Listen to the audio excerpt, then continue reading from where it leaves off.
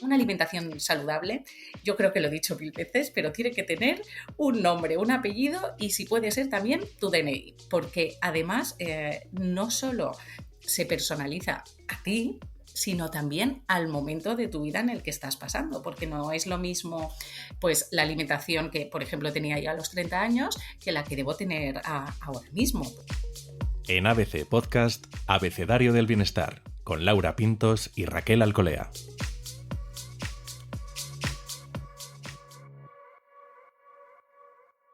La alimentación, algo cotidiano, está sin embargo cargado de mitos, de extremos, de informaciones contradictorias y hasta de traumas. En este campo, con frecuencia hay ideas erróneas y sin fundamento científico que pueden confundirnos.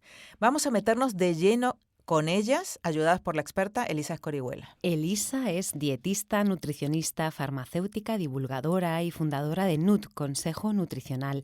Es también máster en dietoterapia y está especializada en nutrición digestiva, salud femenina, dietoterapia en patologías complejas y pérdida de peso desde un enfoque respetuoso.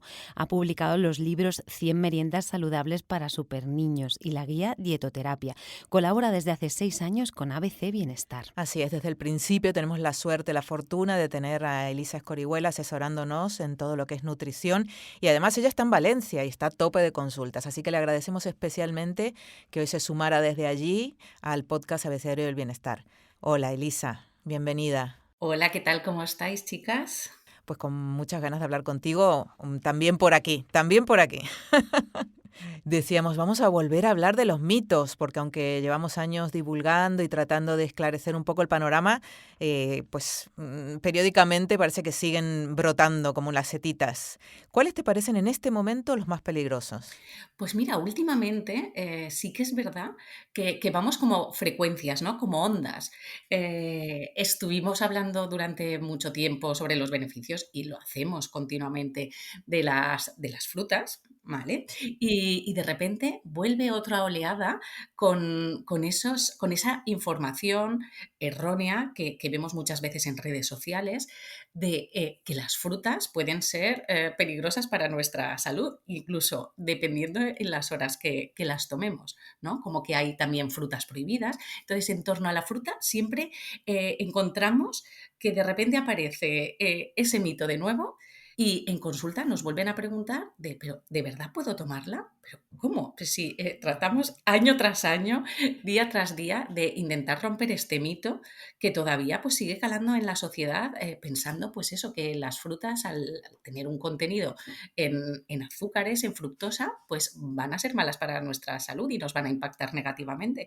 Y sin embargo es todo lo contrario. Al final las frutas lo que van a hacer es desplazar otros alimentos malsanos, que, pues, como alguna chuche que podemos pillar en una máquina, un snack, y hacernos ingerir pues, un montón de fibra, un montón de vitaminas, y sustancias bioactivas que nos ayudan pues, a tener esos niveles de antioxidantes que muchas veces buscamos en los alimentos.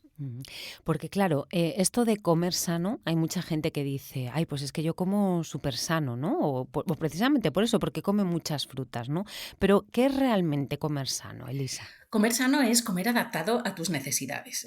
Pensamos muchas veces que hay una idea genérica de lo que es comer saludablemente. Que hay guías, porque hay que poner, pues hay que poner o establecer algunas normas para que la gente también tenga una idea de lo que es comer saludable.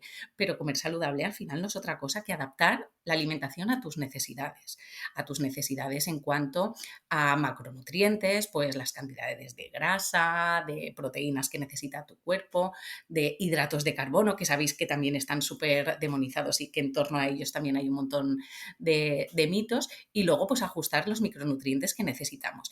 Una alimentación saludable, yo creo que lo he dicho mil veces, pero tiene que tener un nombre, un apellido y si puede ser también tu DNI, porque además no solo se personaliza a ti, sino también al momento de tu vida en el que estás pasando, porque no es lo mismo pues la alimentación que, por ejemplo, tenía ya a los 30 años que la que debo tener ahora mismo, pues por mi salud hormonal, por si ahora tengo una vida un poquito más sedentaria, porque paso consulta. O sea que al final tenemos que ajustar muchísimas cosas.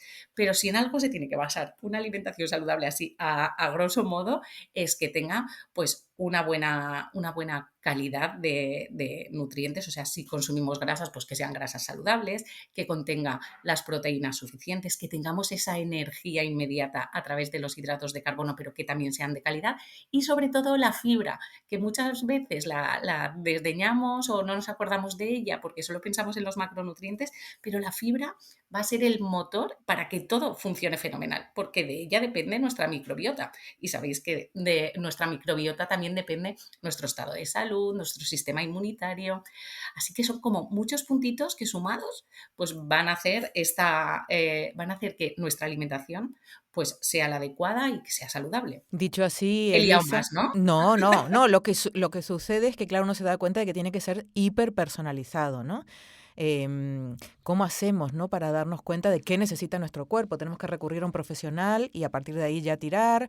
¿O cómo podemos darnos cuenta de si estamos haciendo esto, este balance? Bueno, pues lo primero, darnos cuenta es muy sencillo, porque si vemos que no llegamos al final del día o que nos falta energía, que descansamos mal, luego pues la piel nos habla, ¿no? Pues una piel un poquito más seca o esas uñas quebradizas, la caída del cabello, bueno, un análisis clínico también nos lo va a decir, pues nos están llamando a gritos, ¿vale? Para que acudamos a un profesional de la nutrición, ¿vale? A un dietista nutricionista para que nos ajuste la alimentación. Ujú. Ujú. Además, has hablado de dormir bien, descansar bien. Mm. Hay otro mito de estos por ahí que nos viene a la mente, esto de alimentos que ayudan a descansar. ¿Eso realmente es posible?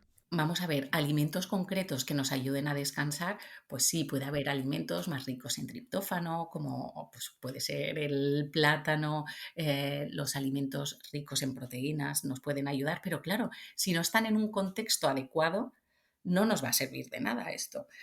Tenemos que mirar la alimentación no solo por los nutrientes que hay en un alimento, sino hay que verlo un poquito más en global, porque si no tendemos a sesgar el mensaje y claro, al final nuestra alimentación depende del todo, no de un solo alimento. Entonces, cuando hablamos de esos alimentos, los tenemos que pensar en un contexto adecuado para que se den esas condiciones para descansar mejor. O sea, que no solo es el alimento en sí, sino el conjunto de alimentos que estamos consumiendo y el estilo de vida que tenemos, porque al final tenemos que sumar el todo. No sé si me he explicado. Sí, sí, te has explicado perfectamente. Y en esto de los alimentos que tomamos y que no tomamos, hay algunos campeones que salen también periódicamente con todo tipo de teorías, ¿no? Se nos ocurría, por ejemplo, el huevo, que fue demonizado, ahora alabado, ahora nadie sabe si hay que tomarse uno, tres, 25.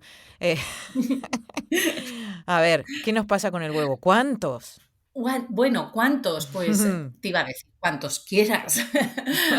No, o sea, realmente no podemos decir, bueno, pues baso mi alimentación en torno a los huevos, pero sí que es verdad que es un alimento que ha sido muy demonizado. Os sorprendería que todavía lo sigue siendo, porque sigue viniendo gente a la consulta pensando que no puede tomar más de 2 huevos a la semana, pues ni una cosa ni otra, porque al final está muy bien que consumamos huevos, que consumamos proteínas, pero que esas proteínas también sean variadas, porque nuestra microbiota necesita esa variedad para que sea lo más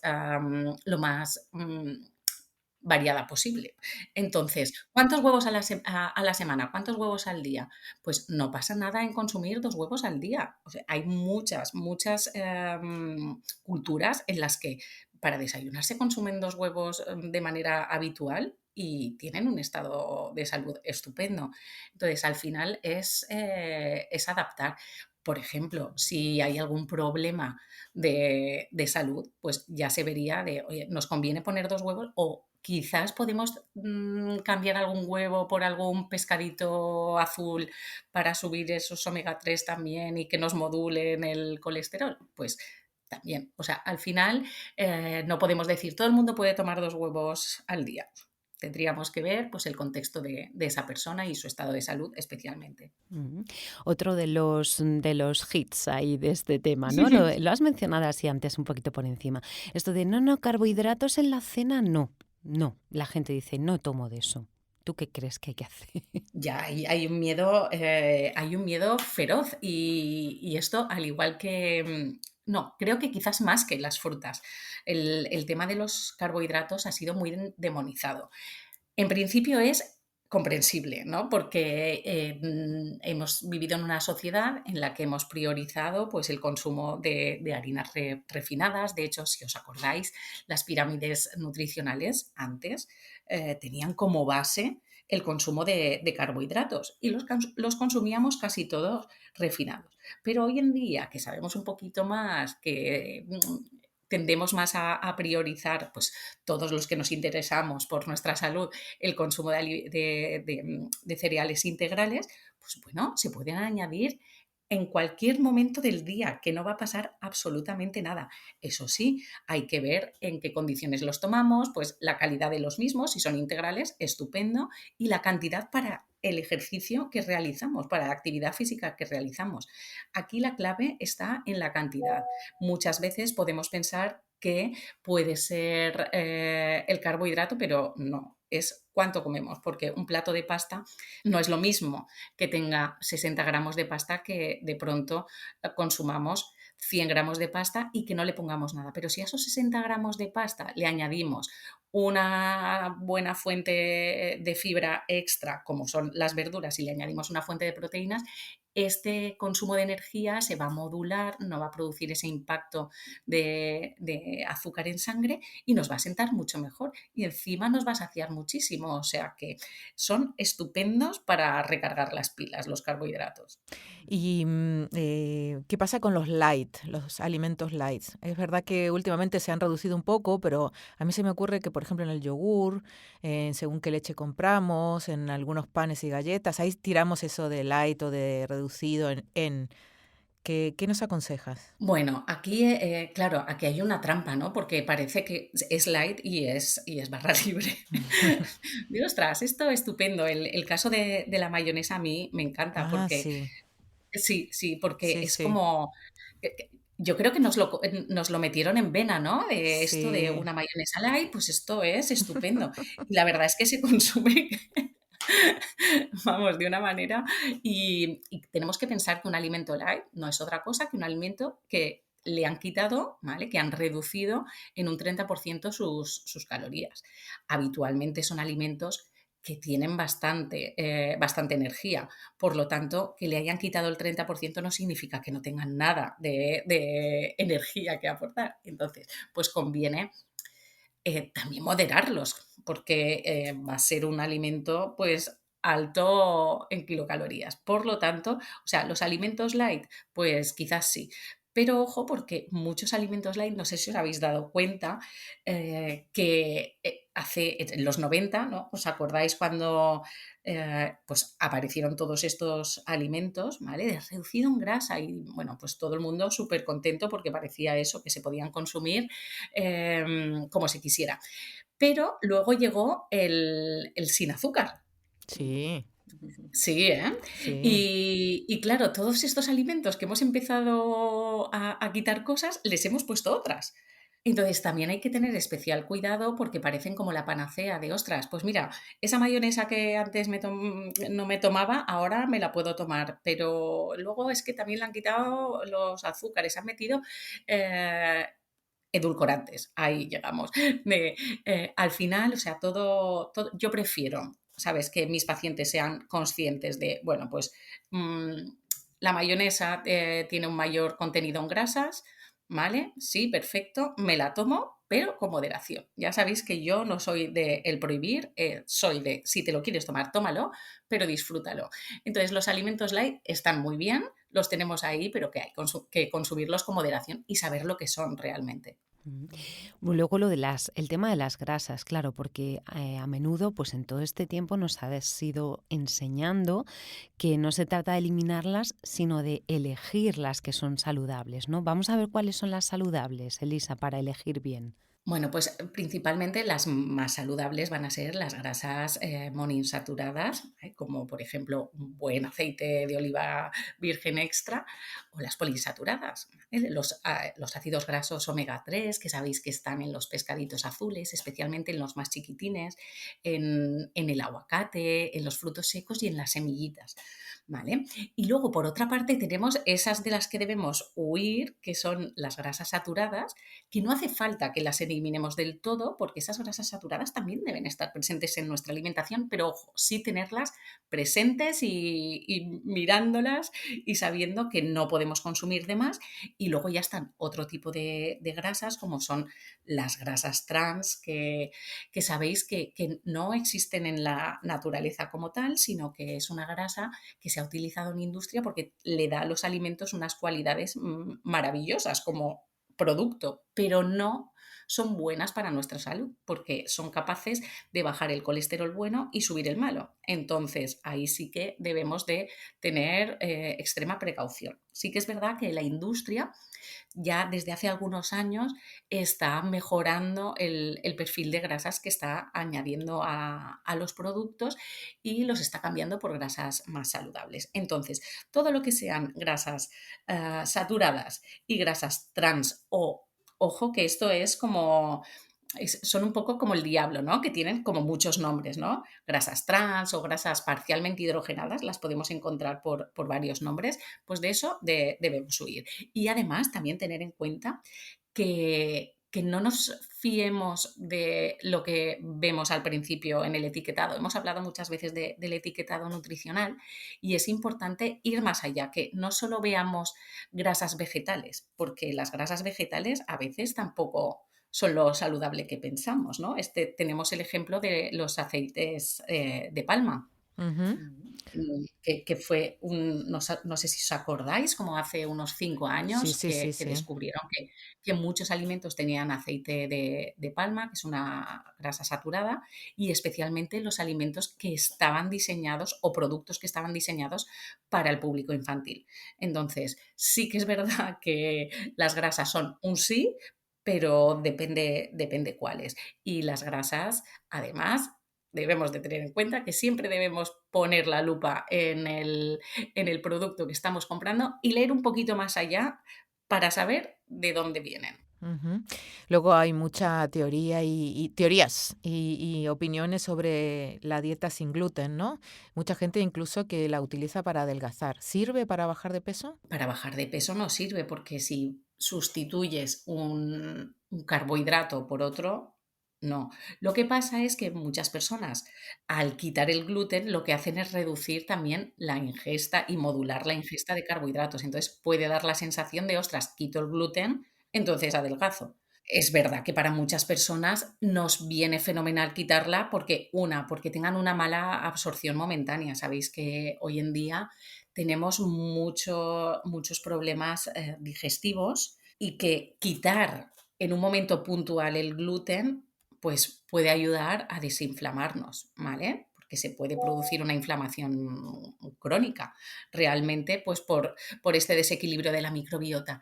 Pero ¿realmente adelgaza el hacer una dieta sin gluten? No, porque si cambiáramos y consumiéramos la misma cantidad de carbohidratos, pues estaríamos en lo mismo.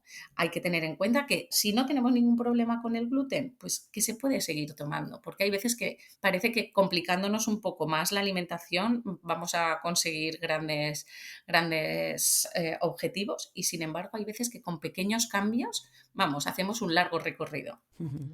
Y luego el tema de los suplementos, Elisa, nos has hablado muchas veces de los suplementos de magnesio, has hablado de omega 3. En el caso del magnesio en concreto, que ahora hables con quien hables, todo el mundo dice, sí, sí, yo estoy tomando magnesio. A ver, ¿cuándo hay que tomar realmente magnesio y qué tipo de magnesio? Claro, porque hay un montón. Justo, mira, sí, sí, llevamos unos meses hablando un poquito más de suplementación porque vemos que cada vez se consume más, cada vez nos preguntan más en consulta, pero ¿y qué cosas me debo tomar? A mí me preguntan y mándame todo lo que me debo de tomar y yo, madre mía, parece que nos lo están grabando a fuego, ¿no? Entonces, los suplementos son necesarios cuando son necesarios. Eso lo vamos a tener en cuenta. No por cumplir los 40 ya debemos empezar pues, a tomar más cositas. El magnesio lo estamos recomendando más realmente pues, por estos problemas digestivos que estamos detectando que cada vez van más en aumento. Entonces, por ejemplo, sí que son muy indicados para personas que sufren estreñimiento, que antes de tomar pues cualquier otro laxante que puede modificar, que puede sentar mal, pues por ejemplo utilizar el citrato de magnesio nos va a venir fenomenal. Y luego también lo estamos indicando mucho para mujeres que, bueno, hablamos también mucho de la perimenopausia, la menopausia, de todos sus síntomas, que bueno, que están notando que pues tienen un poquito más de ansiedad, de nerviosismo, que les cuesta dormir. Entonces, el magnesio bisglicinato nos viene fenomenal, ¿vale? Siempre teniendo en cuenta que, oye, pues que te hace falta realmente, que está indicado en una dosis adecuada y que también lo vamos a decir, que se consumen habitualmente, porque de nada va a servir que me lo tome un día, que esto nos pasa mucho, que compramos el suplemento, lo tenemos en el armario y lo tomamos cuando nos acordamos. Entonces, yo creo que principalmente son las indicaciones para las que más se utiliza el magnesio, también para deportistas, ¿vale? Pero eso ya es más puntual porque ahí puede cambiar la forma, pero especialmente en consulta como tal, lo que más nos preguntan es eso, pues para casos de estreñimiento y para síntomas en la menopausia. ¿Y el omega 3? El omega 3 la verdad es que nos viene bien a todos, porque muchas veces con el ritmo de vida que llevamos y pues no nos acordamos, ¿no? De introducir pues eso, o sea, si al final tuviéramos que hacer una lista de todos los alimentos que tenemos que consumir para estar saludables, para tener omega 3, para tener pues los niveles de colesterol adecuado, etcétera, etcétera, nos volveríamos locos. Pero sí que es verdad que sí, pues vemos que hemos reducido el consumo de pescado porque llevamos una alimentación diferente a la que llevábamos antes, o vemos que los niveles de colesterol y los distintos tipos de colesterol no están adecuados en los análisis clínicos, ¿vale? Sí que podríamos recomendar el omega 3. ¿Se recomienda a diestro y siniestro? No, pero sí que es de los suplementos que más solemos recomendar, junto con el magnesio y bueno, algún probiótico que sabéis que también se consumen ya más habitualmente. Y otra de las preguntas que suelen hacerte es sobre el ayuno intermitente, imagino, Elisa, porque es que igualmente todo el mundo está diciendo, a ver, ¿qué tengo que hacer? ¿Cómo ayuno? Y lo preguntan también para adelgazar, cuando en realidad tú nos has explicado que sirve para otras muchas cosas. Claro, el ayuno intermitente tiene una cosa maravillosa, ¿no? Que descubrieron, que lo que hace es como pasar como una barredera, ¿no? Recoge toda la chatarra celular, se la come, o sea, se produce el famoso proceso de la autofagia, ¿no? Que nos comemos toda esa basurita que hay en nuestro interior, de manera que esa basurita ya no afecta a otras celulitas que lo que les hace es como envejecer prematuramente, ¿vale? Y enfermarlas. Hasta ahí todo fenomenal. Lo que pasa es que, claro, mucha gente cuando hace este ayuno intermitente es verdad que regula su alimentación y pierde peso porque también se encienden como otros sistemas en algunas personas, vamos a decir en algunas personas porque es que esto es real, es en algunas personas. En algunas personas también se fomenta la pérdida de masa grasa. Pero ojo, ¿qué es lo que vemos en realidad en consulta? Pues que la gente piensa que el ayuno intermitente es una dieta. Y no es una dieta, es una estrategia nutricional. Por lo tanto, si mientras tú haces un ayuno intermitente no estás haciendo una dieta, pues puede que la estés liando parda y le estés dando señales muy confusas a tu organismo. Eso por una parte. Y por otra es que vemos que hay personas que en lugar de perder peso, lo que hacen es coger peso, que es algo increíble. Pero nos pasa muchísimo de personas que, pues porque una amiga lo ha hecho y ha perdido peso y le ha ido fenomenal, lo han hecho por su cuenta y han cogido peso y vienen a la consulta y dicen, bueno, es que yo no sé lo que pasa, pero yo es que no como casi, hago ayuno intermitente y no es que no baje de peso, es que cojo peso. Entonces, claro, por eso muchas veces y siempre hablamos de la personalización de las dietas, porque es que es tremendo cómo cada organismo va a reaccionar frente a la alimentación que le estamos dando. Ujú.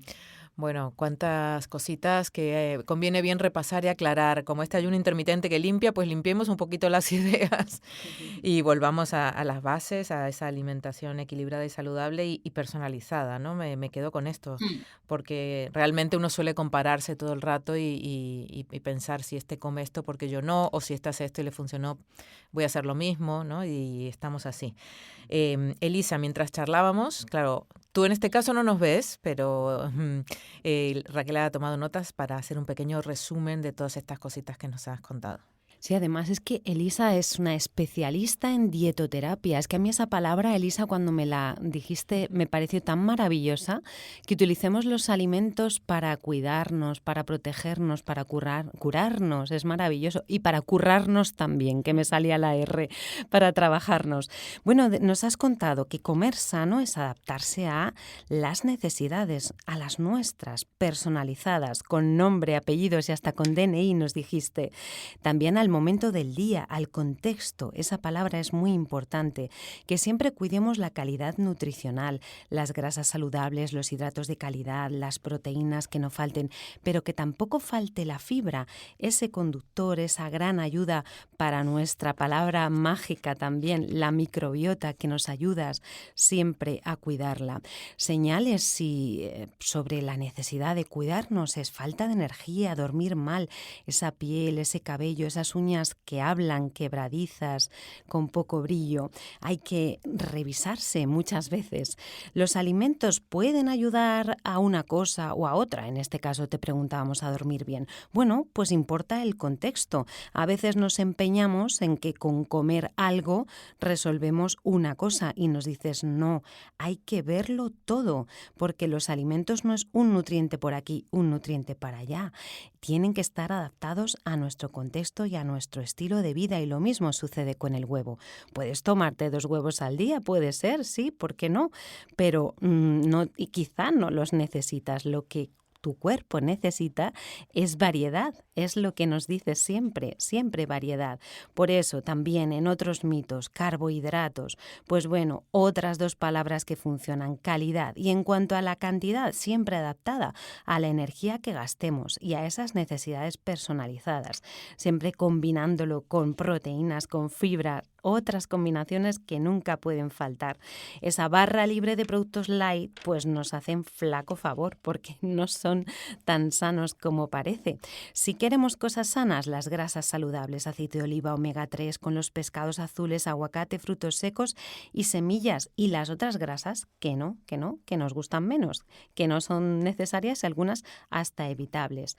Otras cosas relacionadas con la alimentación, los suplementos, nos dices en qué casos el magnesio, en qué casos el omega 3, cuando, bueno, el omega 3 siempre, ¿verdad?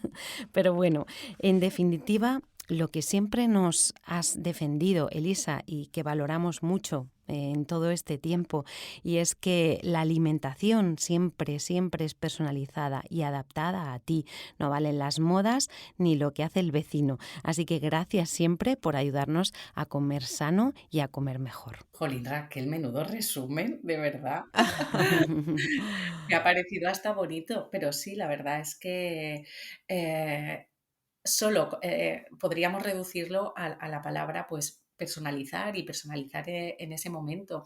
y que se puede disfrutar. O sea, siempre todo dentro del disfrute, porque quizás oímos, pues lo que decías, la palabra dietoterapia, que a ti te parece súper chula, hay un montón de gente que le asusta, pero que a pesar de que parezca una terapia, que estamos hablando de los alimentos y que los alimentos al final pues también tienen un entorno social, un entorno de disfrute y que debemos utilizar el alimento también en ese entorno. O sea que comer saludable tiene que ser también un disfrute y un proceso bonito. Y ya aprovecho, Raquel, que no lo hemos dicho, para decir que la gente cocine, que se animen a cocinar. Iba a decir justo eso, y Elisa da muchas ¿Verdad, recetas y Laura? alternativas, recetas fáciles, rápidas, divertidas, como un montón de alternativas de alimentos que tenemos ahí, cómo los presenta. Bueno, a mí me encanta, yo soy muy fan. Absoluto. Y Sí, me leo color, y siempre con una sonrisa. Y fíjate, esto lo haces así, así. Digo, madre mía, qué bien, lo voy a hacer. Y ahí estamos. El helado que me has enseñado a hacer de frutas congeladas. Bueno, tantas cosas que hemos aprendido contigo, Elisa, y que seguimos aprendiendo. Pues me alegro un montón, la verdad, porque esa es la intención, ¿no? O sea, transmitir que se puede, que parece que hemos tenido ahí una generación que no ha querido cocinar, que no ha sabido, o no ha aprendido, pero que cada vez, no sé si os dais cuenta, que tienen más interés, porque Ujú, los jóvenes cada vez se ujú. cuidan más. A ver, así como extra final, ¿qué tenemos que tener en la cocina para hacernos esta comidita saludable? Elige así 2 o 3 cosas o electrodomésticos, porque también hay mucha moda ahora con algunos. Son realmente útiles, por si me ocurre la freidora esta, la air fryer, por ejemplo. A ver, mójate, mójate. Mira, yo, o sea, la veo como un recurso súper guay, ¿vale? Pero si yo tengo un horno, ¿para qué necesito una air fryer? Entonces, puede ser un sí, ¿vale? Si no te gusta cocinar o si no tienes horno, perfecto. Pero si lo tienes, utiliza el horno o utiliza la sartén, porque sí que es verdad que os sorprenderíais los mensajes que recibo de es que me quiero comprar una, o sea, o necesito comprarme una. Bueno, pues no es necesidad, es que con una sartén puedes hacer un montón de cosas, con una ollita puedes hacer un montón de cosas, si tienes tu horno también. Entonces, son un sí. Claro, nos puede agilizar un poco porque trabajan más rápido que el horno, ¿vale? Porque no tardan tanto en precalentarse. Pero no son necesarias. Yo con poquitas cosas de utensilios se puede cocinar súper rico. Alimentos, pues siempre tener la nevera con una variedad de verduras y hortalizas, que no hace falta irnos a esos superalimentos que nos venden, sino lo que hay en el mercado de temporada, de la zona, que encima es lo que más económico te va a costar y lo que más vitaminas y sabor va a tener. Y luego, pues siempre tener fuentes de proteínas saludables que, vamos, desde conservas, que sabéis que hay veces que se nos olvidan y ahí tenemos un mundo maravilloso, hasta, por supuesto, alimentos frescos. Y pues tener nuestras legumbres siempre ahí dispuestas a salvarnos de apuros, algo de fruta y, por supuesto, integrales. Los integrales, si tenemos nuestro arrocito integral, si tenemos nuestra pasta integral, fenómeno. Semillas, pues maravillosas, sobre todo iba a decir, sobre todo para nosotras, me lo voy a centrar en mí. Para mí, que estoy ya entrando en el mundo de la menopausia, que de ahí de esas semillas podemos obtener un montón de nutrientes. Y luego ya con todo esto lo que podemos hacer es personalizar, disfrutar y, por supuesto, pues compartir, ¿no? Porque al final todos estos mensajes con uno que en la familia le cale, los va a trasladar al resto de la familia. Entonces tenemos que ser como portadores, ¿no? Los que nos interesa todos estos temas, como portadores de ese bichito, ¿no? Para que te pique y empieces a cuidarte un poquito más, porque con pequeños gestos de verdad no hace falta ni comprar muchos utensilios ni tener una nevera, vamos, repleta de variedad de alimentos, sino con lo que tenemos cerquita podemos conseguir mejorar nuestra salud, pero vamos, muchísimo la salud y ir creciendo, ¿no? Con calidad de vida. ¿Vale? Que no nos moleste nada, que no lleguemos ahí a los 60, 70 años con un dolor aquí y un dolor allá. Con ese objetivo nos despedimos. Muchas gracias, Elisa. Gracias, chicas, ha sido un placer. Igualmente, y hasta la próxima, bienestarias. Muchas gracias por escuchar. Abecedario del Bienestar es un podcast realizado por Laura Pintos y Raquel Alcolea. Todos sus episodios están disponibles en la web del periódico abc.es y en las plataformas de audio. Gracias por escuchar.